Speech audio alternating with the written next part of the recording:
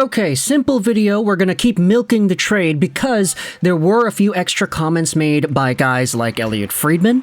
There were some tidbits shared by Jim Rutherford earlier today on Donnie and Dolly, and I thought it would be a great opportunity to go out there and see what these people are saying in regards to the trade, because it kind of illuminates where the Vancouver Canucks are with what exactly it is they're trying to build here.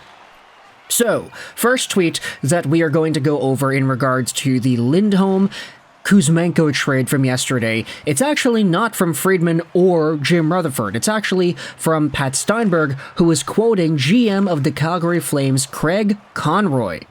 We didn't learn this until later in the night, but per GM Craig Conroy, the condition on the 2024 fourth-round pick involves Vancouver making the Western Conference Finals. If the Canucks make the third round, the pick turns into a 2024 third-round pick. There also is confirmed no salary retention on Elias Lindholm.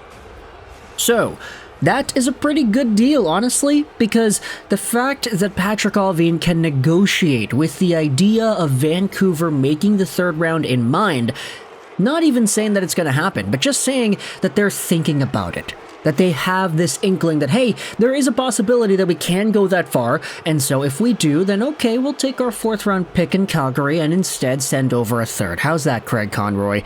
Like, I love how the Vancouver Canucks are actually thinking that far into the postseason, because now it's real, baby. This team is competitive. Now, let's go over to a few extra comments made. This is what Elliott Friedman said earlier today on the Jeff Merrick Show. The Vancouver Canucks will take a run at extending Elias Lindholm. I don't think it'll be easy. I think it's going to be very hard just because of their cap picture. Put it this way, I think they acquired him with the idea that they would try to keep him if they could. And that has been a very big idea that I've been seeing tossed around there, like, oh, is Lindholm going to sign? Are the Canucks going to extend him? If they extend him, then that makes the trade a win. If they don't, then that makes the trade an L. I don't necessarily think in absolutes like that.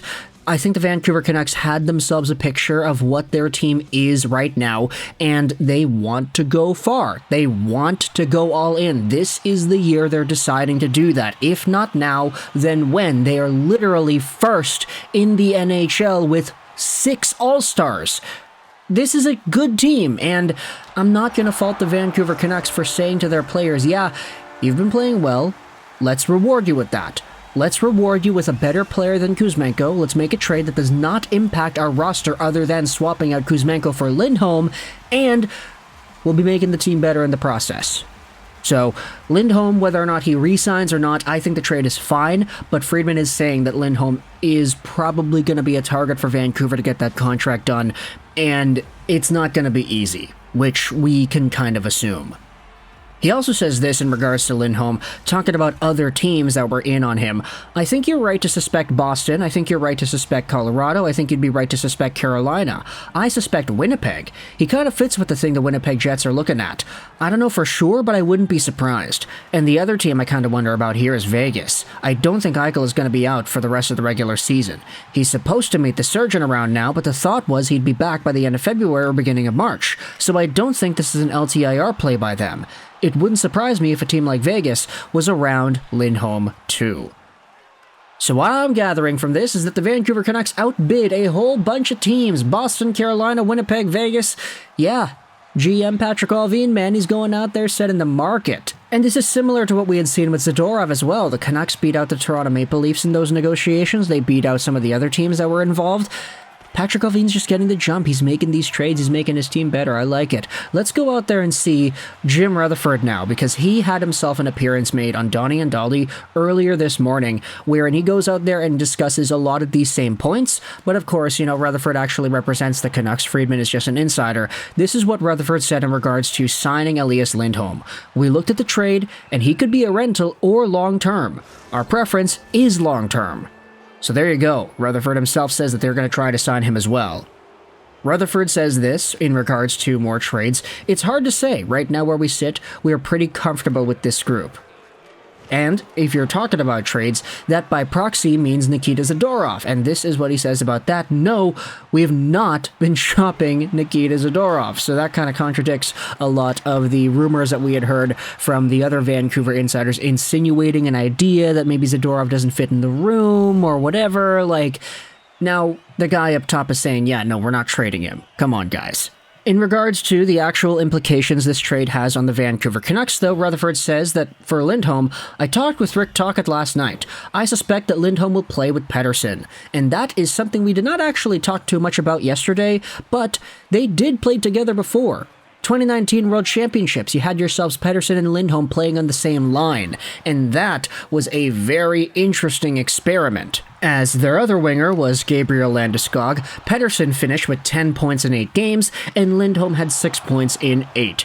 That was a good Sweden team, and we may be seeing some sort of a replicant in Vancouver. Now, I know that could be setting off some alarms in the minds of Canucks fans because the last time we were promised a great Swedish connection, it didn't work out at all. Everybody was saying, oh yeah, in the World Championships, the Sedins and Eriksson, they were very good together. We should make this happen in the NHL. And then the Canucks traded for Eriksson. Or not traded, they signed him to a huge deal. And it wasn't good. But I'm going to go out there on a limb and say that I'm a lot more faithful that Elias Lindholm will have a good connection with Pettersson, more so than Eriksson did with the Sedins. So, you know, sometimes you got to work through trauma. And a lot of Canucks fans, you know, I saw a bunch of it yesterday. We are all traumatized. So let's just try to slowly ease our way into feeling good about this, right? We have no control over it. And if there's anything that I've been sort of led to believe in regards to this Vancouver Canucks team is that they have almost like this Kyle Dubas mentality, you know? We can and we will. We can and we will. They talk the talk, but the best part is that they always seem to walk the walk. And if things are not working out, if there is an asset on their team that they feel is not really being as helpful as we thought they could be, if they're underperforming, if maybe they're just not fitting as well, then Patrick Allvin is not afraid to pull that trigger. Jason Dickinson, gone. Curtis Lazar, gone. Andrei Kuzmenko, gone. Tanner Pearson, gone. All within the span of a year. Bo Horvat, gone too. And like, it's sort of indicative of just how no-nonsense this Canucks management has been. And compared to Jim Benning, where a trade was few and far between, you know, this is a huge change. And I think it's a little scary for many Canucks fans to see their favorite team going all in, trading away a fan favorite like Kuzmenko, getting a guy like Lindholm who is struggling, trading away a first, trading away a prospect, 2 prospects for Lindholm. But at the end of the day, when you break down these things, I feel like on paper, you know, we'd said this in the previous few videos, but I've had a lot of discussions off the air with friends of mine, guys in the local hockey group chat, guys that are playing drop-in stuff. A lot of people are scared about this, which is very interesting to me. I get it on paper, you know, 2 picks, 2 prospects, and Kuzmenko for 1 rental player does sound like a lot, but when you break it down, I mean, a lot of these assets were expendable. The Canucks' first-round pick's probably going to be after 25th overall. Andrei Kuzmenko sucked this year. I love Kuzi, don't get me wrong. When he is on his game, he is one of the most electrifying players in the league, but he's been on his game maybe for like 5% of this season. It's not been good, and so if the Canucks are trying to go for that all-in moment, which they're very clearly doing, because, I mean, they're first in the NHL right now, what right do they have to say no to that? This is the kind of move that makes them a lot better. And the prospects they gave up, they didn't give up some of their top guys. They didn't give up Podkolzin. They didn't give up Ratu. They didn't give up Willander or Lekaramaki. They gave up one of their, like, 4th or 5th best prospects. Okay, I can live with that. They didn't touch anybody from Abbotsford. Yoni Yermo totally sucks, unfortunately. And then the picks. I mean, the 4th round pick turning to a 3rd, that just spells the idea the Canucks have in mind. They want to go that far. And now, when you think about it, it's like, yeah, they probably can. They probably could have yesterday, to be honest, before they made the Kuzmenko trade. And now this Lindholm deal, where a guy was outproducing Kuzmenko playing on a worse team in Calgary, Lindholm is going to be coming in here. There's no expectations. He doesn't have to come in here and be the guy to save the franchise. He's just got to come in here and play his game, you know? He's not relied upon to be the number 1 guy. He's just got to be here and try to play with a guy he's played with before, a friend that he's had from Sweden, and hopefully win some draws on the PK. I like it. So let me know your thoughts in the comment section below about the Elias Lindholm acquisition and what Friedman and Rutherford had to say in regards to this trade. I hope you enjoyed this video. 99, and bye.